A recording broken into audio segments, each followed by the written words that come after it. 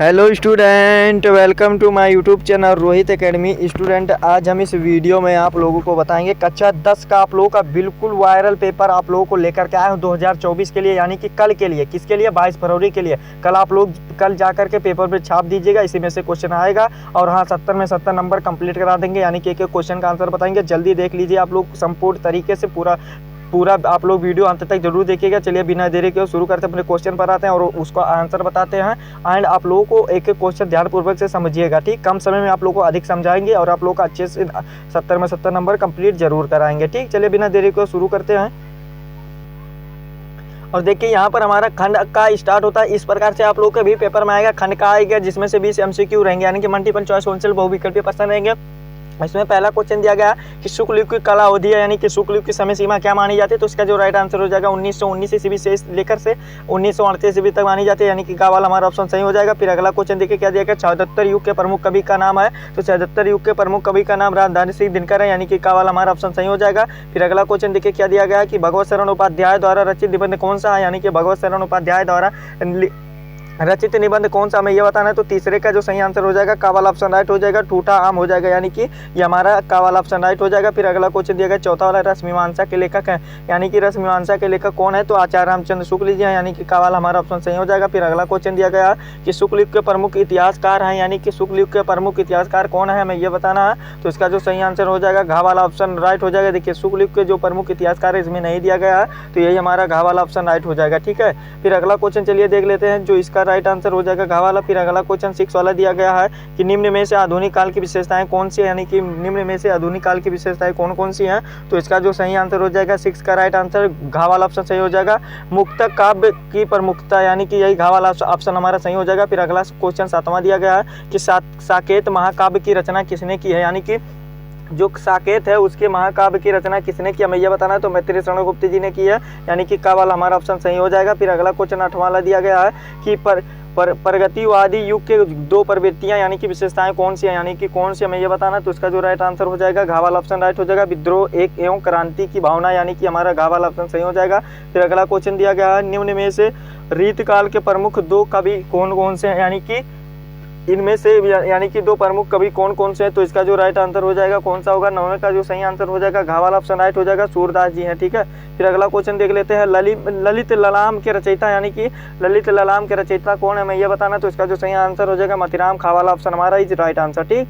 फिर अगला क्वेश्चन देखे क्या दिया गया है कि हंसी हंसी बाजे देखे दुल्हा दिगंबर को पहुनी जे आवे हिमाचल के उछा में निम्नलिखित में से कौन सा रस है। तो इसमें जो होगा हास्य रस है, क्योंकि इसमें हंसी की भावनाओं को उत्पन्न हो रही है, यानी कि हमारा इसका जो राइट आंसर हो जाएगा गा वाला ऑप्शन सही हो जाएगा। फिर अगला क्वेश्चन दिया गया है कि हरि मुख मनहु मायक पंक्ति में कौन सा अलंकार है, यानी कि इस पंक्ति में कौन सा अलंकार है, हमें यह बताना है। तो 12 का जो सही आंसर हो जाएगा का वाला ऑप्शन हमारा राइट हो जाएगा। इसमें जो पंक्ति है उत्प्रेक्षा अलंकार है, यानी कि का वाला हमारा ऑप्शन सही हो जाएगा 12 का, ठीक। फिर अगला क्वेश्चन 13 वाला जो दिया गया क्या दिया गया, देखिए कि लिख कर लोहित लेख डूब गया दिन मणि आह व्योम सिंधु अखि सखी देखे तारक बुद्ध दे रहा। इन पंक्तियों के पहले चरण में कितने मात्राएं हैं, हमें यह बताना है। तो इसका जो सही आंसर हो जाएगा 13 वाला का जो सही आंसर खा वाला ऑप्शन सही हो जाएगा। इसमें 13 मात्राएं हैं, यानी कि हमारा खा वाला ऑप्शन सही हो जाएगा। फिर अगला क्वेश्चन है सुदर्शन शब्द में उपसर्ग है, तो सुदर्शन में कौन सा उपसर्ग है। तो खा वाला ऑप्शन हमारा इसका 14 का सही हो जाएगा। 14 का देखिए ये जो इसका राइट आंसर होगा सु होगा, यही उपसर्ग हो जाएगा। फिर अगला क्वेश्चन देखिए क्या दिया गया कि भवानी शंकर में कौन सा समास है, यानी कि भवानी शंकर में कौन सा समास है, यह बताना है। तो इसका जो सही आंसर हो जाएगा 15 वाला का ये घा वाला ऑप्शन राइट हो जाएगा, द्वंद्व समास है, यानी कि यही घा वाला हमारा ऑप्शन सही हो जाएगा 15 का, ठीक। फिर अगला क्वेश्चन देखिए क्या दिया गया है कि इसमें बहुवीर्य समास भी हो सकता है, एक बार आप लोग इसको देख लीजिएगा, ट्राई कर लीजिएगा। फिर देखिए क्या दिया गया है कि कमल राजीव जलज आदि कहलाते हैं, तो पर्यायवाची कहलाते हैं, यानी कि 16 का गा वाला ऑप्शन हमारा सही हो जाएगा। फिर 17 वाला क्वेश्चन दिया गया तद, यानी कि स्त्रीलिंग के शब्द का सप्तमी विभक्ति बहुवचन का रूप होगा, यानी कि इसका रूप क्या होगा। तो इसका जो राइट आंसर हो जाएगा कौन सा सही आंसर होगा, हमें ये बताना। तो इसका जो राइट आंसर हो जाएगा 17 का हमारा कौन सा ऑप्शन राइट होगा, खा वाला ऑप्शन राइट होगा तासु हो जाएगा, ठीक। फिर अगला क्वेश्चन 18 वाला दिया गया कि भगवान तेरा भला करे, इसमें और अर्थ के आधार पर वाक्य के भेद बताइए। तो इसमें कौन सा भेद है। तो इसका जो राइट आंसर हो जाएगा 18 वाला का हमारा खा वाला ऑप्शन राइट हो जाएगा, इच्छावाचक है, यानी कि खा वाला ऑप्शन हमारा सही हो जाएगा, ठीक। फिर अगला क्वेश्चन देखिए कि वह अब भी बैठ नहीं सकता, और वाक्य का भाव वाच्य बताइए, वाच्य में कौन सा रूप होगा। तो इसका जो राइट आंसर हो जाएगा 19 का गा वाला ऑप्शन राइट होगा, उससे अब भी बैठा नहीं जाता है, ये वाला हमारा सही हो जाएगा।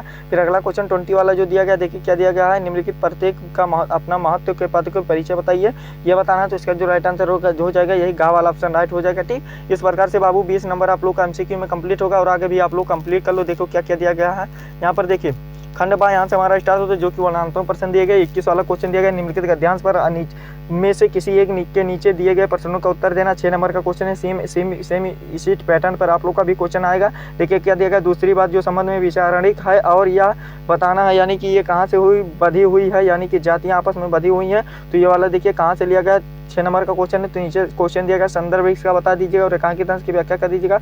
और क्रांति के लिए बाबू ने किसका सहारा लिया, ये आप लोगों का भारतीय संस्कृत से लिया गया। तो ये वाला भी अच्छे तरीके से आप लोग तैयार कर लीजिएगा। ठीक, आप लोग को बता दे रहे हैं और आप लोग को तैयार करना काम है, हमारा बताना काम है। देखिए दूसरा क्वेश्चन क्या दिया गया, दुनिया के सभी भागों में स्त्री, यानी कि ये वाला भी आप लोग कर लीजिएगा। ये वाला भी आप लोग का देखिए 6 नंबर का दिया गया है। और नीचे जो भी क्वेश्चन दिया गया आप लोग इसको वाला भी अच्छे तरीके से रेडी कर लीजिएगा। ठीक, और फिर देखिए क्या दिया गया है कि 22 में दिया गया कि निम्नलिखित पद्यांश में से किसी एक के नीचे दिए गए प्रश्नों के उत्तर दीजिए और इसके लिए 6 नंबर दिया गया। तो देखिए ऊधो मोहि ब्रज विरासत नाही, वृंदावन गोकुल बन उपवन सघन कुंज की छाए, प्रात समय माता जसुमत अरुनंदे दे की सुख पावत, माखन रोटी दयो सजायो, अति हित साथ खवावत, गोपी ग्वाल बाल संग खेलत, सब दिन हसत सिरात, सूरदास धनी धनी ब्रजवासी, जिनसो हित तातु जादू तात। ये वाला जो लिया गया पद नामक चैप्टर से लिया गया, यानी कि पद सूरदास वाला रचयिता। तो ये वाला भी आप लोग जितने भी क्वेश्चन दिया गया, श्री कृष्ण किसके ध्यान में खो गए थे, तो श्री कृष्ण ने वो किसके ध्यान में खो गए थे, हमें ये बताना है। तो ये वाला भी तैयार कर लीजिए। वृंदावन के गोकुल वन में कुंज छाई का आशय स्पष्ट ये आशय बता दीजिए और इसमें अथवा करके भी दिया जाएगा। रूपासी तेरा धन केश पैस, ये वाला भी कर लीजिएगा अगर आपको आएगा। तो यहाँ पर दिया गया है, ये वाला भी अगर आपको आएगा तो कर लीजिएगा। ठीक, अच्छे तरीके से ये वाला कंप्लीट हो जाएगा। 6 नंबर गद्यांश का और 6 नंबर पद्यांश का, टोटल 12 नंबर इसमें कंप्लीट हो जाएगा।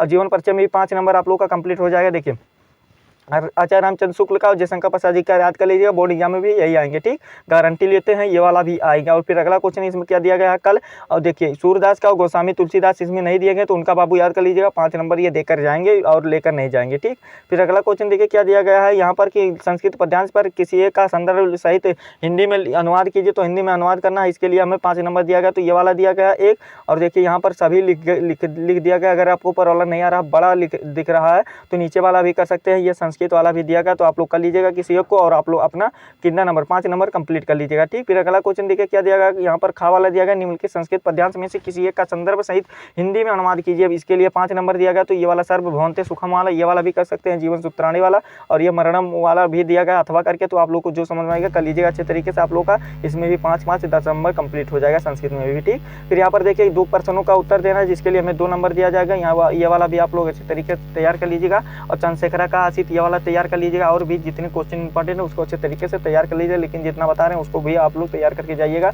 और फिर देखिए क्या दिया गया है, अगला क्वेश्चन देख सकते हैं क्या दिया गया है कि गंदगी वाला, यानी कि अपने क्षेत्र के व्याप्त गंदगी को डेंगू को पत्र लिख करके अधिकारी को बताना है। ये 4 नंबर दिया गया। अभी न्यू ये आ गया है और अथवा करके दिया गया। अगर आपको नीचे वाला नहीं आ रहा तो ये वाला भी अपने बहन को कस्बे के अपनी पढ़ाई को पूरी के आगे शिक्षा के बड़े नगर में गई, नगर के वातावरण में संभावित परेशानियों को की चर्चा करते हुए उनसे बचने के लिए उसे पत्र लिखे। 4 नंबर का क्वेश्चन, तो ये वाला भी आप लिख दीजिएगा। ठीक, फिर अगला क्वेश्चन इसमें क्या दिया गया, 7 नंबर का क्वेश्चन। 9 नंबर का निबंध नहीं आएगा बाबू, 7 नंबर का आएगा।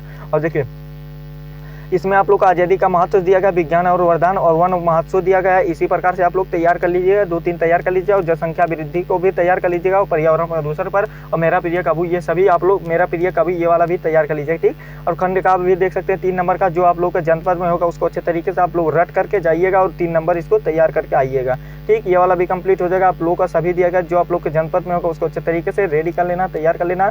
यही आप लोग का पेपर था और आप लोगों के लिए ये वेरी इंपॉर्टेंट है। हाँ, आप लोगों को अच्छे तरीके से बता दिया, समझा दिया संपूर्ण जानकारी के साथ। आप लोगों को ये मेरा प्यारा सा वीडियो कैसा लगा कमेंट करके जरूर बताइएगा। और हाँ, अगर आप हमारे चैनल पर नए हैं तो चैनल को सब्सक्राइब कर दीजिएगा, बेल आइकन को भी दबा दीजिएगा।